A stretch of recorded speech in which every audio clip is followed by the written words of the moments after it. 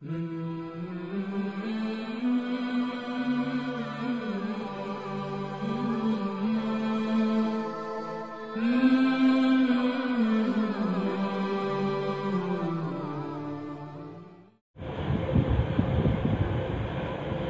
علیکم ورحمۃ اللہ وبرکاتہ۔ امید کہ آپ بخیر و عافیت ہوں گے۔ آج ہم آپ کے سامنے سورۃ البقرہ آیت نمبر 9 اور آیت نمبر 10 کی ترکیب پیش کریں گے آسان اسلوب میں۔ کوشش ہمیں یہ کرنی چاہیے کہ نحو اور صرف کی جو بحوث اور لغت جو ہم آپ کے سامنے پیش کریں انہیں ہم بغور سماعت کریں اور ان کا اجرا بھی کرنے کی کوشش کریں۔ اعوذ باللہ من الشیطان الرجیم، بسم اللہ الرحمن الرحیم۔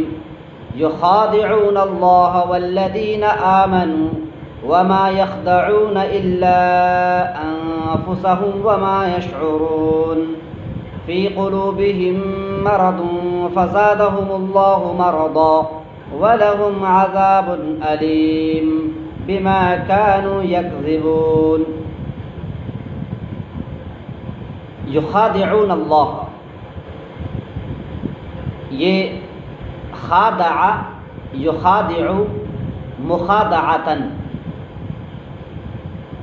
باب مفاعلہ جس کی کئی خصوصیات ہیں،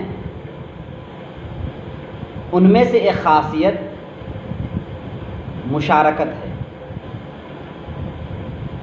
خادع کے معنی دھوکہ دینا، خواہ اس دھوکے میں آدمی کامیاب ہو یا نہ ہو، اور خدع یخدع خداعا کے معنی آتے ہیں رنگ بدلنا۔ جس طریقے سے گرگٹ کا رنگ بدلتا رہتا ہے، اسی طریقے سے انسان جب کسی کو دھوکہ دیتا ہے اپنا رنگ بدل لیتا ہے۔ خادع یہ باب مفاعلہ سے ہے، اور اس باب میں جب کسی فعل کو لجایا جاتا ہے تو اس میں فاعل اور مفعول دونوں کی حیثیت برابر ہوتی ہے۔ فاعل کے اندر مفعول بننے کی صلاحیت اور مفعول کے اندر فاعل بننے کی صلاحیت ہوتی ہے۔ مثلا قاتل زید بکرن، زید نے بکر سے قتال کیا۔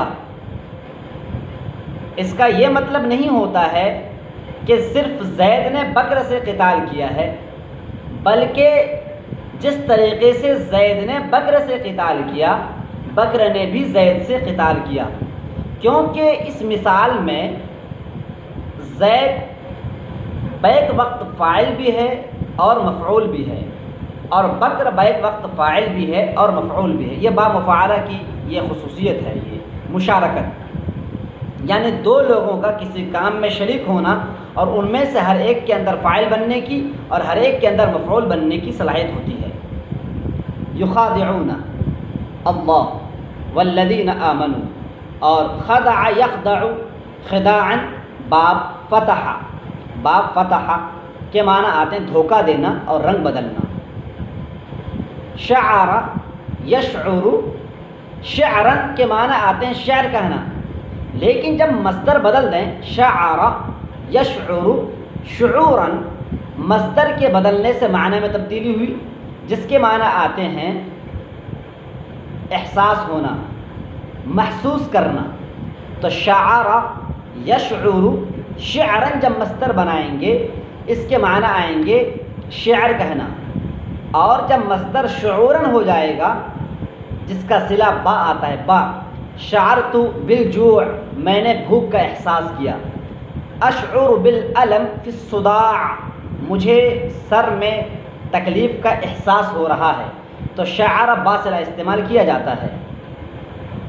فی قلوبہم مرض، مرض یمرض مرضا کے معنی بیمار پڑنا، اور قرآن کریم میں جہاں کہیں بھی مرض کا استعمال کیا گیا ہے وہ دو معنوں کے لیے استعمال ہوا ہے۔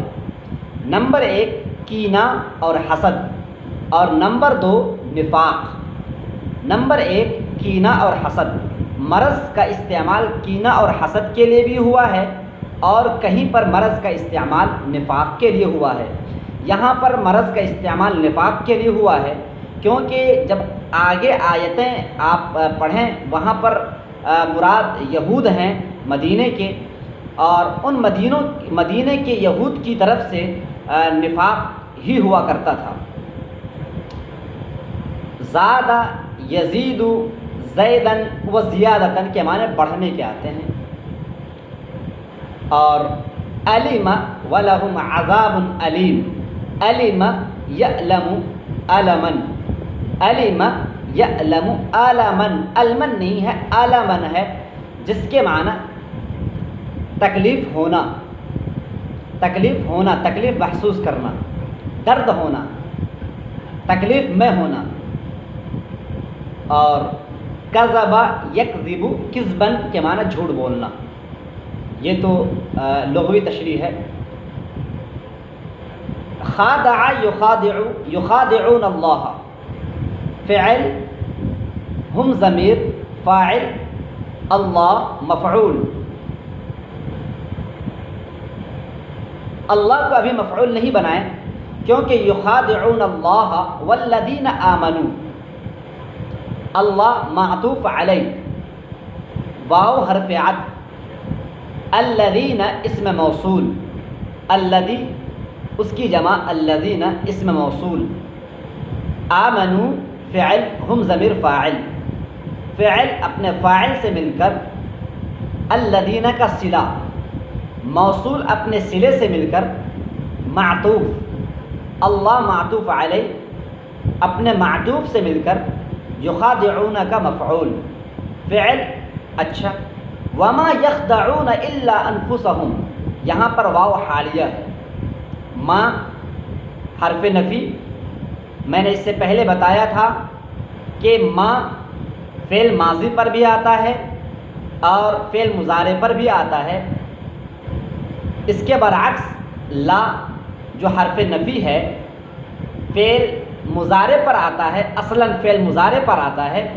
اگر لا کو فعل ماضی پر لایا جائے گا تو لا کا تکرار ضروری ہے، جیسے قرآن نے کہا لا صدق ولا صلی، اور جیسے لا عبدت ولا سجدت، لا قرأت ولا كتبت، لا اکلت ولا شربت۔ اگر صرف لا ایک فعل ماضی پر لایا جائے گا، جس طریقے سے لا فتحت، یہ جملہ درست نہیں ہے، لا فتحت ولا اغلقت، یہ جب تک دونوں کو نہ بولا جائے تب تک لا کا استعمال فعل ماضی کے ساتھ جائز نہیں ہے۔ اور ما کا استعمال فعل ماضی پر بھی کر سکتے ہیں، فعل مضارع پر بھی کر سکتے ہیں۔ وما یخدعون الا انفسهم، یہاں پر الا یہ حصر کے لیے لایا گیا حرف استثناء ہے، اور میں نے اس سے پہلے بتایا تھا، دیکھیے یہاں پر خدع یخدع خداعا، یہ فعل متعدی ہے، فعل متعدی کو ایک مفعول کی ضرورت پڑتی ہے۔ وما یخدعون، وما یخدعون اللہ والمؤمنین یہاں پر محذوف ہے، وما یخدعون مستثنی منہ کو حذف کر دیا گیا ہے، وما یخدعون کے بعد مفعول کو حذف کر دیا گیا۔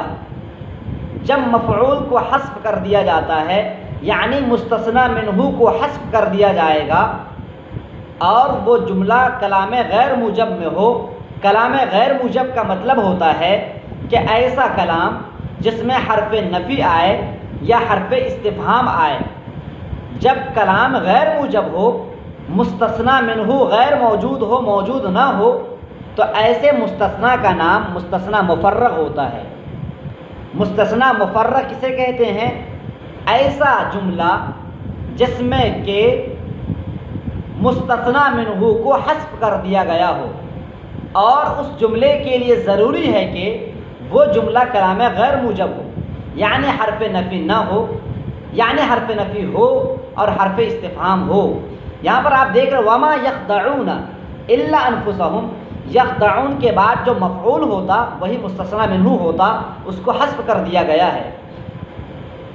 اور یہ کلام یہ مستثنی مفرغ ہے۔ مستثنی منہ کو جب حذف کر دیا جاتا ہے اس کو مستثنی مفرغ کہا جاتا ہے، اور کلام غیر موجب ہے کیونکہ حرف نفی بھی لایا گیا۔ ایسے موقع پر جب مستثنی منہ موجود نہیں ہوتا ہے، حذف کر دیا جاتا ہے، تو مستثنی منہ کا اعراب مستثنی کو دے دیا جاتا ہے۔ وما یخدعون الا انفسہم، انفسہم پر جو اعراب دیا جا رہا ہے، مستثنی منہ اگر وہاں پر مذکور ہوتا، وہ مفعول ہوتا، بر بناء مفعول اس پر زبر آتا، اب وہ زبر انفسہم کو دے دیا گیا۔ تو انفسہم، انفس نفس کی جمع انفس، مضاف ہم مضاف الیہ، مضاف الیہ سے ملنے کے بعد یخدعون کا مفعول بہ، وما یشعرون یہاں پر بھی واو حالیہ ہے، شعر یشعر شعورا کے معنی باصلہ کے ساتھ احساس کرنا۔ یہاں پر وما یشعرون بہ حرف جار اور مجرور کو حذف کر دیا گیا ہے، تو فعل اپنے فاعل سے ملنے کے بعد یہ معطوف علیہ ہوتا ہے۔ وما یخدعون الا انفسہم، یہ جملہ معطوف علیہ بنے گا۔ وما یشعرون معطوف اپنے معطوف علیہ سے ملنے کے بعد یہ حال بن جائے گا، یہ جملہ حالیہ ہے۔ اور یخادعون میں ہم ضمیر یہ ذوالحال ہے، تو یخادعون اپنے ہم ضمیر ذوالحال، اور وما یخدعون الا انفسہم وما یشعرون اس جملے کو حال بنایا گیا۔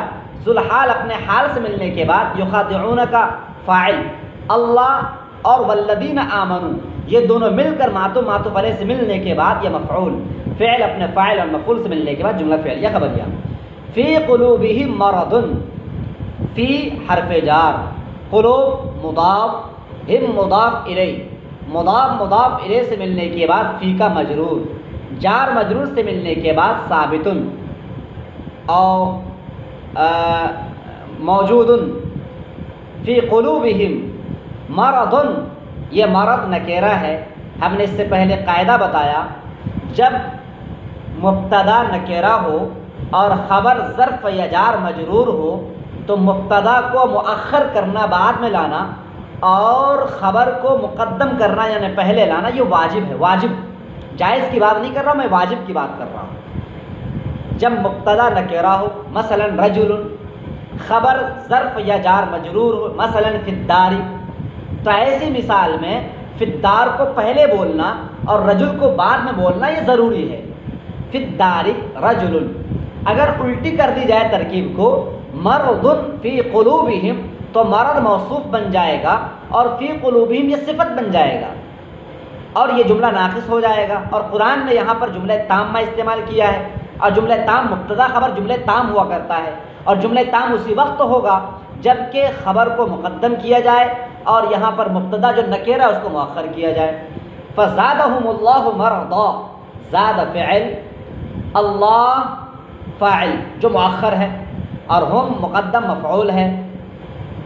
اچھا، ہم مفعول اول، زیادہ بسا اوقات کبھی کبھی دو مفعول بھی چاہتا ہے، اور مرضاً یہ مفعول ثانی، تو زیادہ اپنے فاعل اللہ، ہم مفعول اول، اور مرضاً مفعول ثانی سے ملنے کے بعد جملہ فعلیہ خبریہ ہوا۔ وَلَهُمْ عَذَابٌ علیم، یہاں پر دیکھیے لہم جار مجرور، عذاب موصوف، علیم صفت، علیم صفت، موصوف صفت سے ملنے کے بعد مبتدا مؤخر۔ ایک بلاغت کا ایک نقطہ غور کرنے کی ضرورت ہے، یہاں پر علیم کہا گیا، مؤلم نہیں کہا گیا۔ عذاب مؤلم ہونا چاہیے تھا، تکلیف دینے والا عذاب۔ عالم یولم ایلامن، جب فعل موجود ہے جس سے اسم فاعل مؤلم بنے گا، ایسا عذاب ان کو ملے گا جو عذاب تکلیف دینے والا ہوگا۔ اس کے برخلاف یہاں پر علیم کا استعمال کیا گیا، یعنی ایسا عذاب، اور علم یعلم، علم یعلم علما، باب سمع سے یہ لازم ہے یعنی علیم ایسا عذاب جو خود تکلیف محسوس کرے گا. یہ تو زیادہ ہی اس میں بلاغت ہے. جو عذاب خود تکلیف محسوس کرے گا وہ عذاب دوسروں کو کتنی تکلیف دے گا، سوچنے کی بات. اسی لیے قرآن نے مؤلم کے بجائے علیم کا استعمال کیا. جو عذاب خود تکلیف محسوس کر رہا ہے، جو عذاب خود شکایت کرے پروردگار سے ہمیں تکلیف ہو رہی ہے، جب اس میں دوسروں کو ڈالا جائے گا وہ کتنی زبردست ہوگی اور وہ وہاں کی تکلیف کتنی خطرناک ہوگی. بما کانوا یکذبون با سببیہ، ما موصولہ یاد رہے، ما موصولہ اکثر وسط کلام میں آتا ہے، درمیانے کلام میں آتا ہے. اور ما، اس ماں کو، بما کو، ماں کو کبھی بھی آپ نافیہ نہیں کہہ سکتے ہیں، کیونکہ ما نافیہ اور ما استفہامیہ یہ صدر کلام چاہتا ہے، شروع کلام میں آتا ہے. لہذا یہاں پر ما وسط کلام بما بما بما با حرف جار کے بعد جب ما آئے تو ما نافیہ نہیں ہو سکتا، کیونکہ ما نافیہ حرف ہوتا ہے. ما تو یہاں پر جو ہے یہاں پر ما جو ہے ما موصولہ ہے، ما موصولہ اسم ہوا کرتا ہے اور با حرف جار ہے، حرف جار اسم پر آتا ہے. تو با حرف جار، ما اسم موصول، کانو فعل ناقص، کانا فعل ناقص، ہم کانا کا اسم، یکذبون کذب یکذب کذبا جھوٹ بولنا، فعل، ہم ضمیر فاعل، فعل اپنے فاعل سے ملنے کے بعد جملہ فعلیہ خبریہ ہونے کے بعد کانو کی خبر، کانو اپنے اسم ہم ضمیر اور یکذبون خبر سے ملنے کے بعد ماں کا صلہ، موصول اپنے صلے سے ملنے کے بعد با کا مجرور، جار مجرور ملنے سے، جار اپنے مجرور سے ملنے کے بعد متعلق ہو جائے گا، اور وہ متعلق آپ علم سے مان سکتے ہیں. علم جو کہ یہ جو ہے اس میں یہ صفت مشبہ ہے، تو اس سے آپ متعلق مان سکتے ہیں. صفت مشبہ بھی اس کے اندر، کیونکہ وہ بھی مشتق کا صیغہ ہے، اور مشتق کے صیغے کو جس طریقے سے اسم فاعل کو متعلق مانتے ہیں، اسم مفعول کو متعلق مانتے ہیں، ویسے ہی صفت مشبہ کو متعلق مانا جا سکتا ہے. تو یہاں پر عذاب موصوف علیم اپنے متعلق سے ملنے کے بعد عذاب کی صفت، موصوف اپنے صفت سے ملنے کے بعد مبتدا مؤخر، اور لہم جار مجرور سے ملنے کے بعد خبر مقدم، مبتدا مؤخر اپنے خبر مقدم سے ملنے کے بعد جملہ اسمیہ خبریہ ہوا. واضح رہے ایسا کیوں ہوتا ہے کہ مبتدا کو مؤخر کیا جاتا ہے اور خبر کو مقدم کیا جاتا ہے، کیا ضرورت ہے، جبکہ مبتدا کا مقام، مبتدا کا محل وہ مقدم ہونا ہے اور خبر کا محل بعد میں آنا ہے. اس کی وجہ یہ ہے، علامہ ابن ہشام رحمۃ اللہ علیہ نے فرمایا کہ جب معنی میں تاکید کا ترجمہ کرنا ہوتا ہے، حصر کا ترجمہ کرنا ہوتا ہے، تو ایسے موقع پر خبر کو مقدم کیا جاتا ہے، مبتدا کو مؤخر کیا جاتا ہے. مثلا لہم عذاب علیم، ایسے ہی لوگوں کے لیے دردناک عذاب ہے، ایسے ہی لوگوں کے لیے. اور یہ معنویت اس وقت پیدا نہیں ہو سکتی ہے جب کہ خبر کو مؤخر کر دیا جائے، مبتدا کو مقدم کر دیا جائے. جزاکم اللہ احسن جزا. انشاءاللہ پھر ہم آپ سے ملتے ہیں. ہماری ان باتوں کو دور دور تک پہنچانے کی کوشش کریں، خاص طور سے ایسے حالات میں جب کہ لوگ نحو اور صرف سے دوری اختیار کر رہے ہیں اور صرف اور نحو کی کوئی حیثیت ان کے نزدیک جب نہیں رہی.